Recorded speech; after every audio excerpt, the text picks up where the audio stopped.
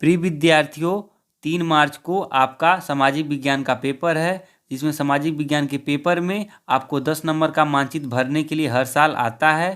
तो आपको मानचित्र को कैसे भरना है, कौन कौन सा क्वेश्चन आएगा इस साल 2023 के पेपर में, कौन कौन सा सिलेबस कटा है, इसके बारे में हम आपको इस वीडियो में अच्छे से बताएंगे। तो लास्ट तक आप लोग इस वीडियो को ध्यान से देखिएगा और साथ में हम ये भी बताएंगे कि मानचित्र को कैसे भरना है और कौन कौन क्वेश्चन आएगा।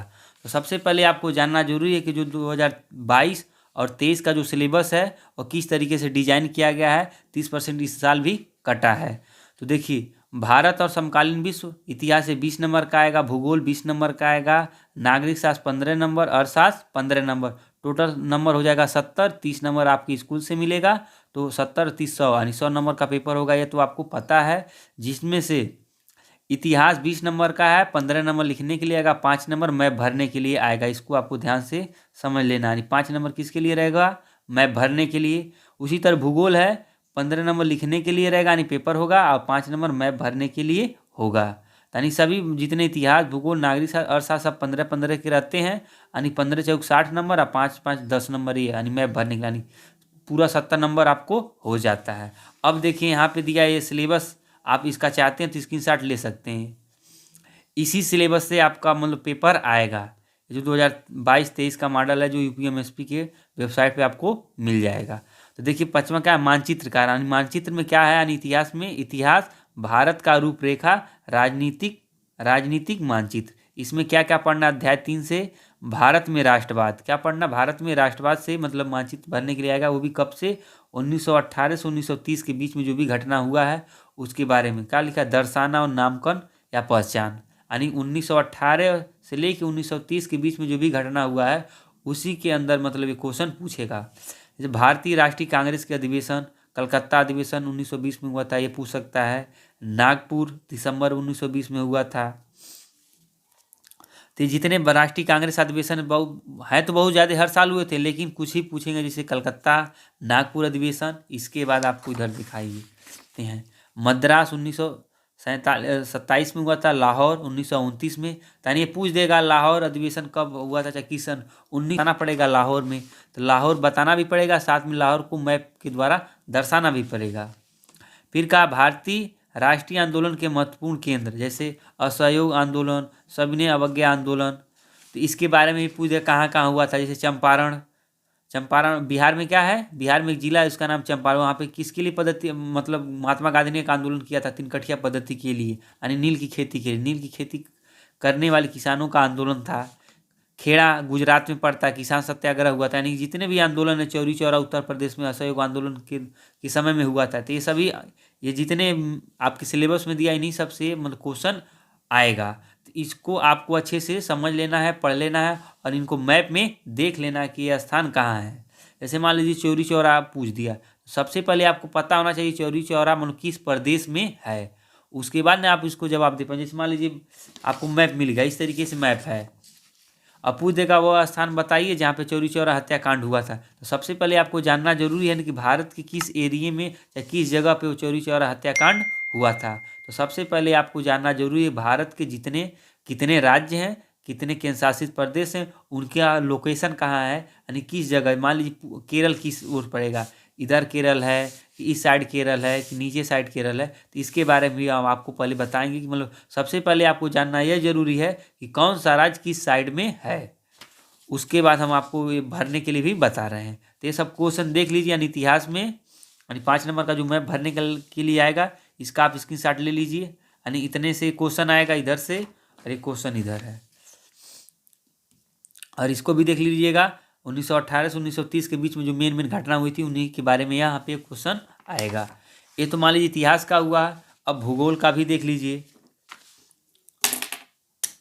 यहाँ पे देखिए लिखा है भूगोल का रूपरेखा राजनीतिक मानचित्र। इसका आप स्क्रीनशॉट लेते रहिए। ये कहाँ कहाँ से क्वेश्चन मान लीजिए मानचित्र में पूछेगा। संसाधन और विकास से पूछेगा, मृदा के प्रमुख प्रकारों की पहचान, फिर जल संसाधन दर्शाना एवं नामांकन।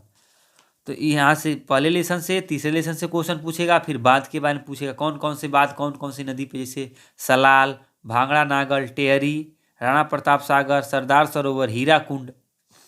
यानी ये 6 बांध पूछेंगे, साथ में 2 बांध और भी हैं, नागार्जुन सागर, तुंगभद्रा नदियों के साथ। यानी ये कौन सी नदी पे मतलब बांध है और किस राज्य में है पूछ देगा। हीराकुंड बांध किस मतलब राज्य में पड़ता है, चाहे किस नदी पे बना है, तो हीराकुंड बांध किस नदी पे बना है, आप इसका कमेंट बॉक्स में कमेंट बॉक्स में इसका जवाब अच्छे से दीजिएगा। यानी हीराकुंड किस नदी पे मतलब ये बांध बनाया गया, ये भारत का सबसे लंबा बांध है, इसका जवाब आपको देना है। उसी तरीके से देखिए कृषि है, केवल पहचान कर बताना, मतलब चावल एवं गेहूं के प्रमुख क्षेत्र, मतलब बताना कि सबसे ज़्यादा चावल की खेती कहाँ पे होती है, गेहूं की खेती कहाँ पे होती है, मतलब कौन से एरिया में। तो गेहूं की खेती सबसे ज़्यादा कहाँ होती है, उत्तर प्रदेश में होता है और पंजाब में होता है, उसके बाद हरियाणा में भी थोड़ा होता है। तो उत्तर प्रदेश और पंजाब सबसे नंबर 1 पे हैं। फिर है प्रमुख सबसे बड़े उत्पादक राज्य, गन्ना, चाय, कॉफ़ी, रबड़, कपास और जूट। यानी ये भी पूछ सकता है कि सबसे ज़्यादा गन्ना किस राज्य में होता है, किस एरिया में होता है, इसको आपको जानना है। तो गन्ना, फिर चाय, कॉफ़ी, रबड़, कपास और जूट। तो जूट की खेती सबसे ज़्यादा कहाँ पे होती है, कपास की कहाँ होती है, गन्ने की कहाँ होती है, इस सब के बारे में आपको बताना। यानी मानचित्र में केवल इतना ही आएगा। तो आप यहाँ से इसका स्क्रीनशॉट ले लीजिए और यह यानी इतना ही आपको मैप में भरने के लिए आएगा। और सबसे पहले आपको जानना जरूरी यह है कि मैप में कि कौन सा राज्य कहाँ पे है। जैसे मान लीजिए आपको पता चल गया कि दार्जिलिंग की पहाड़ियों पे सबसे ज़्यादा मतलब कपास की खेती क्या बोल चाय की खेती होती है, तो सबसे पहले जानना पड़ेगा ना दार्जिलिंग कहाँ है। तो दार्जिलिंग कहाँ पड़ता है, असम में। तो असम सबसे पहले आपको जानना पड़ेगा असम कहाँ पे है। तो असम इस साइड पड़ता है, किस साइड पड़ता है, किस साइड पड़ता है, कहाँ पड़ता है, असम कहाँ पे है, इसको भी जानना आपको ज़रूरी है। देख लीजिए इस तरीके का मैप रहेगा, इस तरीके से आएगा, आपको मैप मिलेगा और इसमें आपको भरना रहेगा। अभी हम आपको क्वेश्चन में भी दिखाए थे इस तरीके से। देखिए क्वेश्चन इस तरह दे देगा, पश्चिम बंगाल का एक उद्यान चित्र द्वारा दर्शाइए। मान लीजिए भूगोलिक वाला हो गया। इसके बाद यहाँ पे वह स्थान जहाँ जलियांवाला बाग हत्याकांड हुआ था, इस तरह क्वेश्चन पूछेगा। और अगर इसका सही जवाब देते हैं तो आधा नंबर मिलेगा, और मैप में भर देंगे तो आधा नंबर मिलेगा। तो जलियांवाला बाग हत्याकांड कहाँ हुआ था, अमृतसर में हुआ था। अमृतसर सबसे पहले जानना जरूरी कि किस राज्य में पड़ता है। इसके लिए हम आपको देखिए यहाँ पे 28 वर्तमान समय में 28 राज्य हैं और 28 राज्य हैं और 8 केंद्र शासित प्रदेश हैं। तो इस तरीके से इसके लिए हम आपको यहाँ पे एक मैप लाए हैं, जिसका आप स्क्रीनशॉट ले लीजिए और इसको अच्छे से देख लीजिए कौन सा राज्य कहाँ पे है, देख लीजिए। यहाँ पे नीचे तमिलनाडु, केरल, कर्नाटका, गोवा, आंध्र प्रदेश देखिए तीर बना के दर्शाएगा। इसको आप एक मैप आपके अगल बगल दुकान पे इस तरह का मैप मिल जाएगा। इसको 1-2 बार भर के ट्राई भी कर लीजिए। देखिए यह कहाँ पे हिमाचल प्रदेश है, उत्तराखंड, पंजाब, कहाँ कहाँ पे कश्मीर, ये सब जितना है सब इस तरीके से आपको बताएगा। उसके बाद आप इसको भर लीजिएगा। इसके अलावा भी मान लीजिए हम आपको यहाँ पे एक देते हैं स्क्रीनशॉट, इसका भी ले लीजिए।